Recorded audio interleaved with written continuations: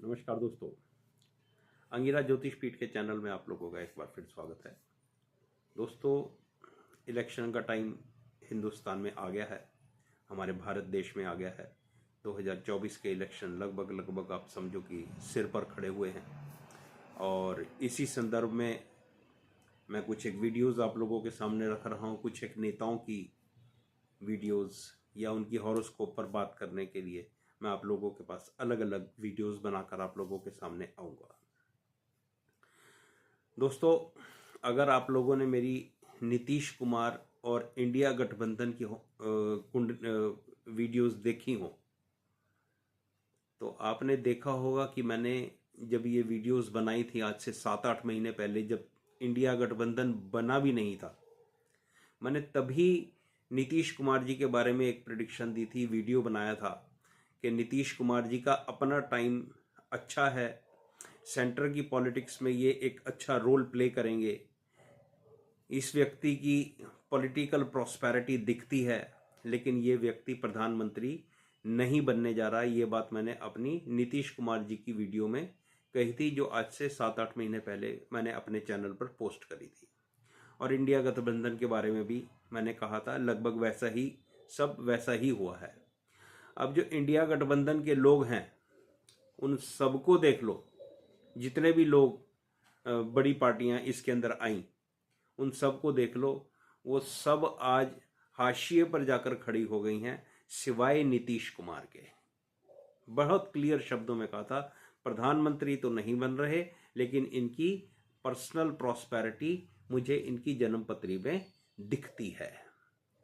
तो आज नीतीश कुमार एक ऐसी जगह पर खड़े हैं जहां उनका मान सम्मान, ठीक है, लोग उनको जो भी संज्ञा देकर बुलाते हैं वो एक अलग बात है, लेकिन उन्होंने अपनी स्थिति को काफ़ी मजबूत किया है और बीजेपी के साथ आके वो काफ़ी मजबूत हो गए हैं, अच्छे मजबूत हो गए हैं। जो भी है उनका मान सम्मान बना रहेगा। आपको ये भी याद होगा, मैंने उद्धव ठाकरे जी पे भी वीडियो बनाया था। मैंने तब कहा था कि उद्धव ठाकरे जी, आप एक अच्छे पॉलिटिशियन की हॉरोस्कोप नहीं है, आप पॉलिटिक्स को छोड़कर आप अपनी संस्थान को या अपनी संस्था को अच्छे से आगे चलाएं। आप देख लो, आज शिवसेना अपना नाम तक कोर्ट में हार चुकी है, उनके पास अपना सिंबल भी नहीं है। इसी तरह से मैंने शरद पवार जी की कुंडली पर अपना एनालिसिस दिया था, वहां पर भी मैंने यही कहा था। उस वक्त शरद पवार जी कह रहे थे मैं 1 महीने में पार्टी को खड़ा कर दूंगा, ये वो ये सब कुछ।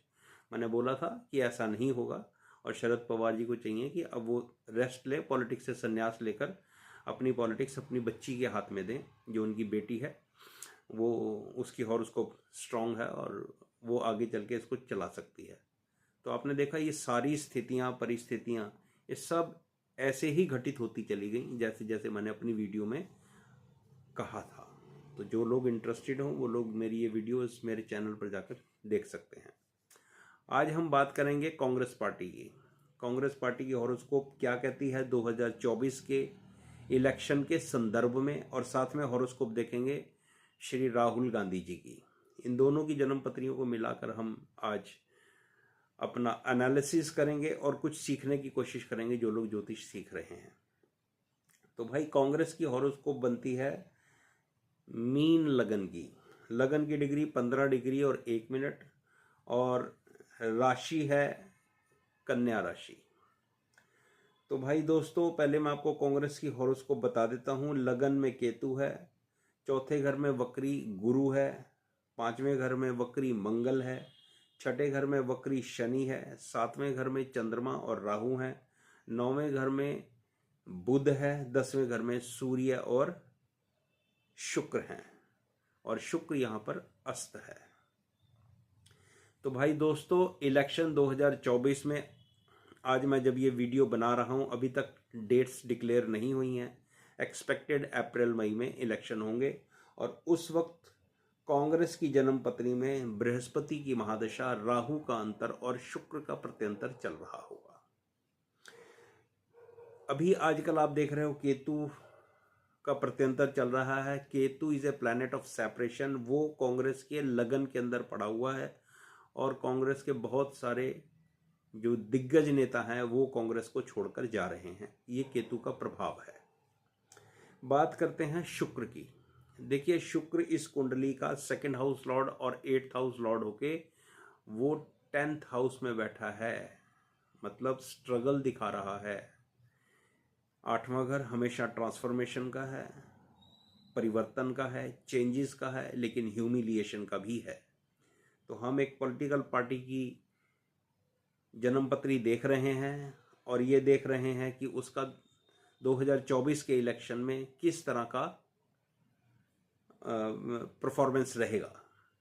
तो ये कुंडली मुझे ये दिखा रही है कि कुंडली के अंदर शनि का ट्रांजिट 12वें घर में, जो एक हाउस ऑफ लॉस है, और 12वें घर के स्वामी को देख रहा है वो शनि, और बृहस्पति का ट्रांजिट 2nd हाउस में, वहाँ से बृहस्पति 10th हाउस को देख रहा है। ये थोड़ी सी ठीक स्थिति है, लेकिन जब इलेक्शन होंगे तब तक बृहस्पति का ट्रांजिट वृषभ राशि में हो जाएगा, तो वो कांग्रेस के लिए ठीक नहीं होगा।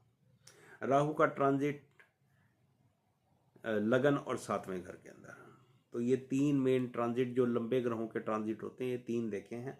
और ग्रहों की दशाओं को जब मैं मैच करता हूँ तो मुझे ऐसा बिल्कुल भी नहीं दिखता कि कांग्रेस पार्टी कोई बहुत बड़ा चमत्कार करने वाली है या कांग्रेस पार्टी की सीटें बड़ी ज़बरदस्त बढ़ जाएंगी और कांग्रेस का कोई बहुत बड़ा भला होने वाला है। कांग्रेस की सीटें कोई बहुत ज़्यादा बढ़ने वाली नहीं है और स्थिति कोई बहुत अच्छी नहीं है कांग्रेस पार्टी की। तो कुल मिला के ये जन्मपत्री मुझे ये दिखा रही है कि कांग्रेस पार्टी सेंटर में मिनिस्ट्री नहीं बनाने जा रही और कांग्रेस पार्टी इतनी भी सीटें नहीं जीतने जा रही कि जिससे इनका मान सम्मान बड़ा अच्छा रिस्पेक्ट बन जाएगी। तो कुंडली को थोड़ा और आगे देखता हूँ तो कांग्रेस की कुंडली 2025 में जाकर थोड़ी सी स्ट्रांग हो रही है, थोड़ी सी, ज़्यादा नहीं बोल रहा हूँ, थोड़ी सी स्ट्रांग हो रही है। मतलब ये बात इसलिए बता रहा हूँ कि बहुत लोग ये कह रहे हैं कि कांग्रेस का पतन हो चुका है, ख़त्म हो चुकी है, मतलब एक डेड पार्टी है। तो मैं ऐसा तो नहीं मानता कि ये डेड पार्टी है, लेकिन हाँ, डिक्लाइन तो हुआ ही है, आप लोगों के सामने ही है, पतन जैसी स्थिति ही बनी हुई है। वहाँ पर शनि की महादशा लगेगी और शनि इनकी कुंडली में सूर्य की राशि का 6ठे घर में है। तो ये एक थोड़ी सी ठीक स्थिति है, लेकिन अगर इसको जरा दूसरे एंगल से देखें तो शनि की जो एस्पेक्ट्स हैं वो 6ठे घर में बैठकर वो 8वें घर को देखता है, 12वें घर को देखता है और तीसरे घर को देखता है।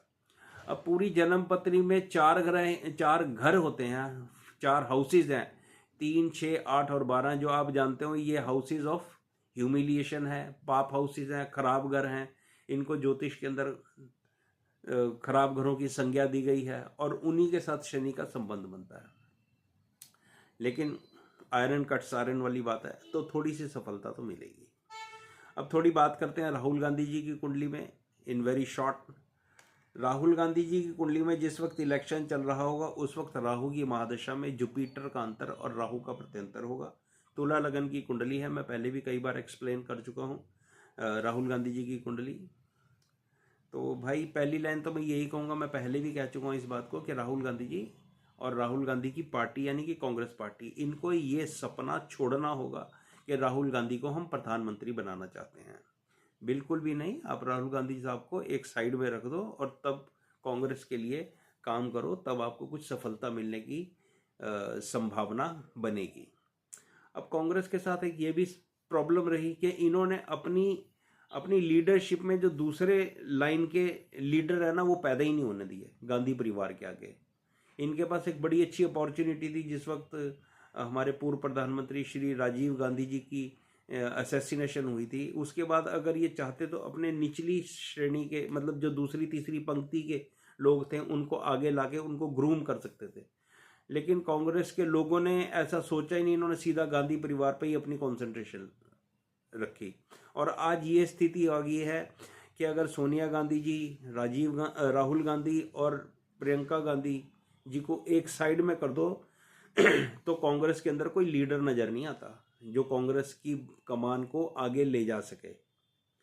और ये तीनों, अब सोनिया गांधी जी तो बुजुर्ग होती जा रही हैं, उनके हेल्थ के इश्यूज भी थे पिछले दिनों, और अब उनकी आयु बढ़ रही है तो वो विश्राम करना उनको ज़्यादा अच्छा लगता होगा। लेकिन इनके ये दोनों बच्चे, इनकी कुंडलियाँ ऐसी नहीं है कि ये कांग्रेस पार्टी को उठा के ले जाएंगी। कांग्रेस पार्टी की अपनी कुंडली वीक है, और दूसरी तीसरी पंक्ति के इनके पास एक भी लीडर नहीं है जो इनको सद्बुद्धि दे। चलो, तो कुल मिला के बात ऐसी है कि जो लोग राहुल गांधी जी को ये सोच रहे हैं कि राहुल गांधी जी प्रधानमंत्री मटेरियल हैं, तो भाई वो प्रधानमंत्री मटेरियल नहीं है मेरे हिसाब से। मैं गलत हो सकता हूँ, मुझे जितनी बुद्धि है उस हिसाब से मैंने राहुल गांधी जी की कुंडली को एनालाइज किया है। और कांग्रेस के लोगों को चाहिए कि किसी और व्यक्ति को, अभी उनके पास टाइम है क्योंकि अब पार्टी काफ़ी नीचे आ चुकी है, कि किसी 10-15 व्यक्तियों को वो ग्रूम करें अपनी टॉप लीडरशिप के लिए, उन लोगों को चुने कांग्रेस के अंदर, तो कांग्रेस का कुछ भला हो सकता है। खैर, जहाँ तक 2024 के इलेक्शन की बात है, वहाँ पर कांग्रेस पार्टी एंड राहुल गांधी, एक लाइन में बात बोल रहा हूँ, अपनी बात को ख़त्म कर रहा हूँ। Congress party and Rahul Gandhi is absolutely no threat to Bharatiya Janata party and mister Narendra Modi. कोई बहुत बड़ा ये चैलेंज नहीं है 2024 के इलेक्शन के लिए। बाकी प्रभु मालिक है। मेरा वीडियो आप लोगों को अच्छा लगा तो लाइक और शेयर जरूर करें। धन्यवाद।